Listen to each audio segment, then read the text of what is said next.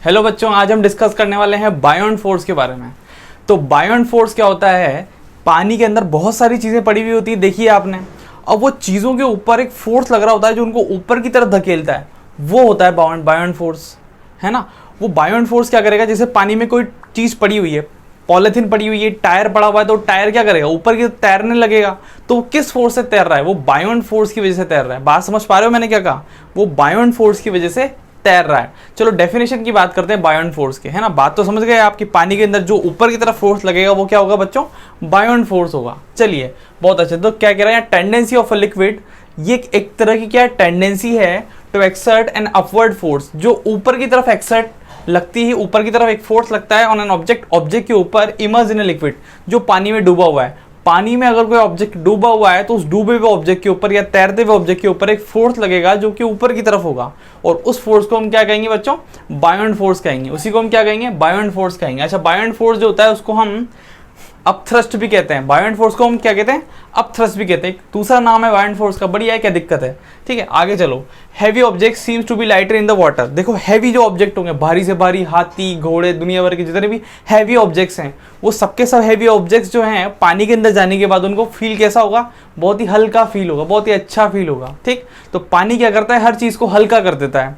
पानी हर चीज़ को क्या कर देता है? हल्का कर देता है। अब हल्का वो क्यों कर देता है? क्योंकि वो नीचे की तरफ से बायोंट फोर्स लगाता है, ऑब्जेक्ट को ऊपर की तरफ धक्का मारता है और वो ऑब्जेक्ट हल्का हो जाता है। जैसे आपका वेट 50 kg है और आप पानी में उतर जाओ, तो पानी में जो आपका वेट हम चेक करेंगे तो बहुत कम आएगा। क्यों आएगा? क्योंकि आपके ऊपर बायोंट फोर्स लग रहा है ऊपर की तरफ। ठीक है, तो आपका वेट क्या आएगा? बहुत कम आएगा, 20 किलो 30 किलो ही आएगा। चलिए आगे क्या, फैक्टर अफेक्टिंग बायोंट फोर्स। बायोंट फोर्स को कौन कौन से फैक्टर अफेक्ट करते हैं, यानी कि कौन कौन से फैक्टर हैं जिन फैक्टर की वजह से बायोंट फोर्स चेंज होता है? तो देखो पहला फैक्टर यहाँ क्या है? Density of liquid. लिक्विड की डेंसिटी के ऊपर डिपेंडेंसी। अब डेंसिटी क्या होती है भाई? तो डेंसिटी होती है कि एक पर्टिकुलर वॉल्यूम में नंबर ऑफ इलेक्ट्रॉन्स, एक पर्टिकुलर वॉल्यूम में नंबर ऑफ इलेक्ट्रॉन्स क्या होती है? उसकी डेंसिटी होती है। देखो एग्जाम्पल के तौर पर लेते हैं, जैसे कि शक्कर का पानी। शक्कर का पानी कैसा होता है बच्चों?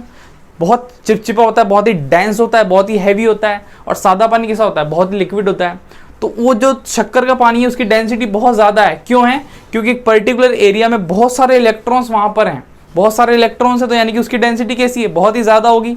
जबकि सादे पानी में क्या इलेक्ट्रॉन्स बहुत कम हुए हैं, तो उसकी डेंसिटी बहुत कम होगी। ऐसे कैसे समझ सकते हो? आपकी एक रूम है, उस रूम में 5 लोग बैठे हैं, तो यहाँ हम कहेंगे भाई इस रूम में लोगों की डेंसिटी बहुत कम है, इस रूम में लोगों की डेंसिटी बहुत कम है। लेकिन उसी रूम में हम लोगों ने बहुत सारे पब्लिक को भर दिया एक साथ, ये लोग बैठ जाओ यहाँ पे आके, तो वो सारे के सारे लोग जो होंगे वहाँ पे आके बैठ जाएंगे, तो हम कहेंगे इन लोगों की इस रूम में डेंसिटी बहुत ज़्यादा है।